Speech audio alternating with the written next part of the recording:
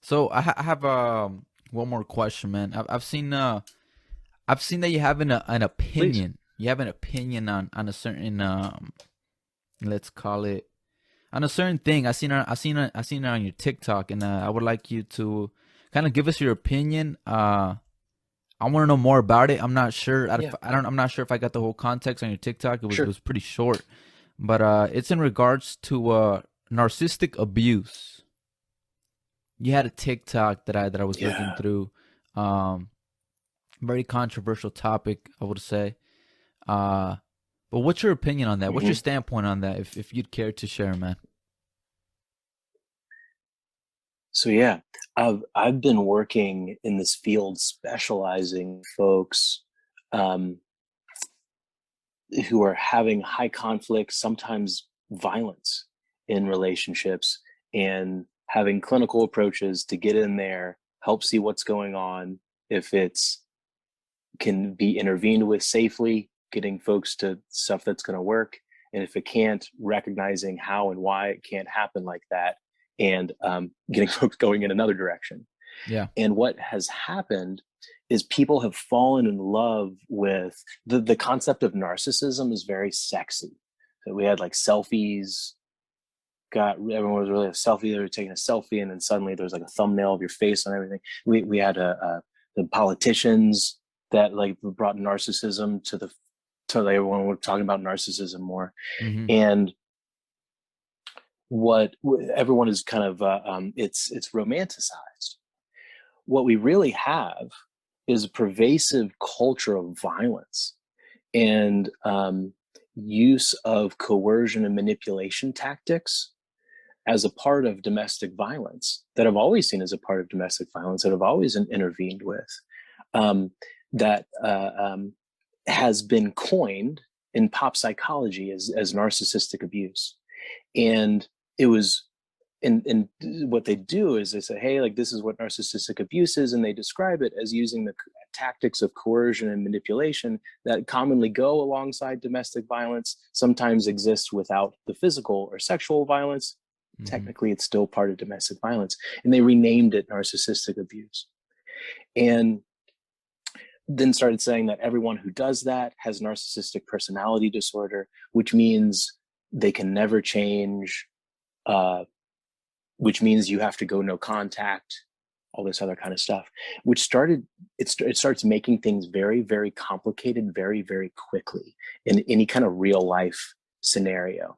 Because for the victim, if you're saying, okay, well, they're just a narcissist because they're doing these things, they might be, they might not be. Then so that means you have to go no contact.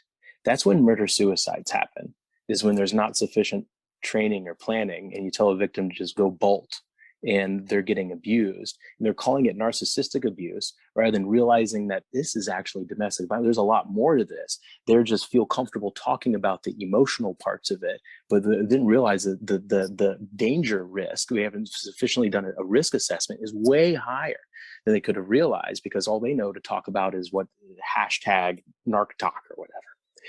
And so the victim, it can be very dangerous and confusing. And then also for even for the perpetrator, I've run into a lot of families or couples where sometimes there are some degrees of this stuff happening, and when have a language of adequate violence prevention training and trauma informed approach to intervene in that system and in the dynamics and say, hey, these are the things that you're doing. What was that? And then I can see if they're willing to dance, be well meaning, or if they're gonna double down and like be a real, and if it is more of a domestic violence thing happening, or if it's just someone who has depression or anxiety or addiction or whatever, and they're not aware of it, and they're projecting their crap on other people who are around them, which is fundamentally human. Mm-hmm. That's what all people do when they get and confused to stuff enough, and not have enough self-awareness. You start redirecting on the people around you. It doesn't mean you have narcissistic personality disorder. It's very specific, very intense presentation of personality constructs all in one place. So I realized that folks, a lot of coaches and lawyers are using that phrase to get people really excited and hot and bothered and feel like they can freely blame someone without thinking about all the other factors involved. And that other person becomes like the scapegoat of everything. And then they tend to feel very removed from it, and then have a lot of their own stuff going on that never gets addressed. You're like, I just like get out of there. But mainly coaches and lawyers use it to try to, it tends to be a smear campaign largely towards men in custody battles. Mm-hmm.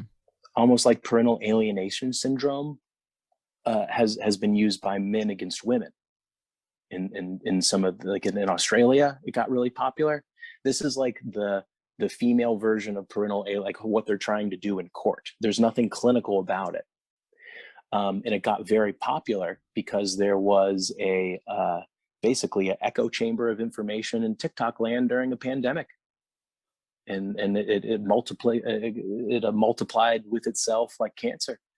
And I went in there and started calling stuff out, and I got attacked in a really big way, and then built a TikTok account on top of it. Mm. Well, I mean, I understand that there's always going to be people with different standpoints, and I'm guessing you have a lot of people on your side as well, man, because your TikTok grew. My question is now, like, how do you approach? So let me see if I understood what you explained. So basically, people are confusing. No, you're saying there's no such thing as narcissistic abuse, right? You're saying it's just it's the way not. you Yeah, it's not in peer-reviewed research at all. It hasn't been approved for clinical use at all. They're called. They're referring to these tactics of power and control that have always been a part of domestic violence prevention work. So you're saying that someone classifying narcissistic abuse, in other words, they're just basically pointing out domestic abuse? Yes, domestic abuse with no physical violence. With no physical violence. Okay. It's no touch, right? Mm-hmm.